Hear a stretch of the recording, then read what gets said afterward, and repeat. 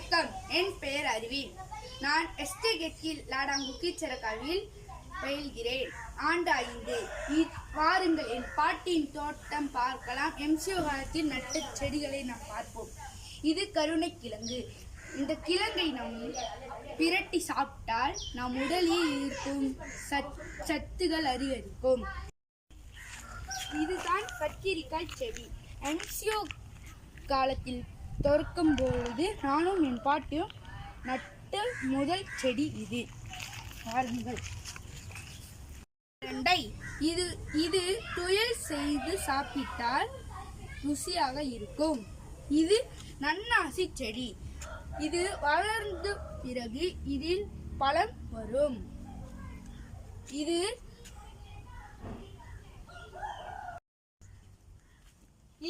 வெண்டைக்காய்.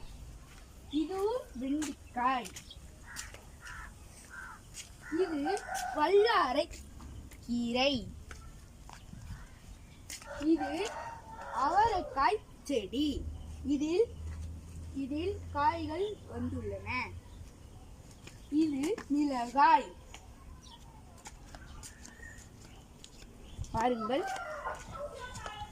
இது புதினா செடி. இதிலும் சில பேர் துவையல் செய்வார்கள். இது வெத்தலை. இது தக்காளி கீரை. பாருங்கள், நாம் கருப்புளை செடி நடுவது எப்படி பார்ப்போம். இது கருப்புளை செடி. இது கறிகளுக்கு மற்றும் சம்பல் செய்வதற்கு இதை பயன்படுத்தும். இதுதான் சாயம் போடுவது வாளி. இந்த வாளி சில பேர் தூக்கி வீசுவார்கள். நாம் பாய்த்த முடிந்த பிறகு நாம் இதை சேர்த்து வைத்தால் செடிகள் மற்றும் ஏதாவது பயன்படும். பாருங்கள், இதில் தான் நாம் கருப்புளை செடி நடுவோம்.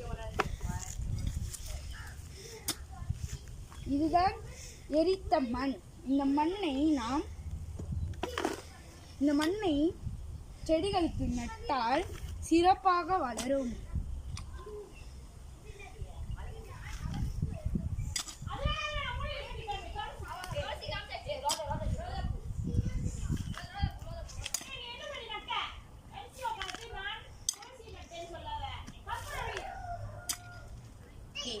போதும் கருப்புளை செடி நடுவதற்கு.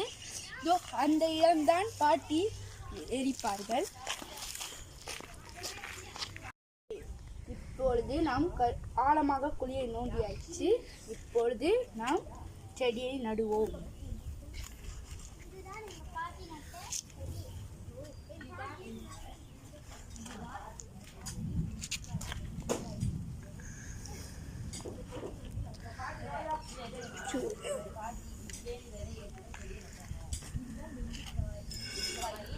நாம் செடியை நட்டாச்சு. இதுதான் உரம். பூண்டு தோல் மற்றும் வெங்காயத்தோலால் என் பாட்டி உரம் செய்தார்.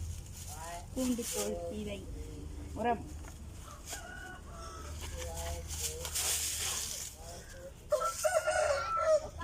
உரத்தை போட்டாச்சு. இப்பொழுது நாம் நீரை செடிக்கு நாம் ஊற்ற வேண்டும். ஊற்றிச்சு. இப்பொழுது செடியை எடுத்து ஒரு இடத்தில் வைக்க வேண்டும்.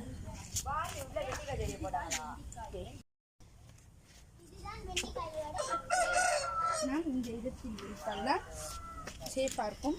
நன்றி, வணக்கம்.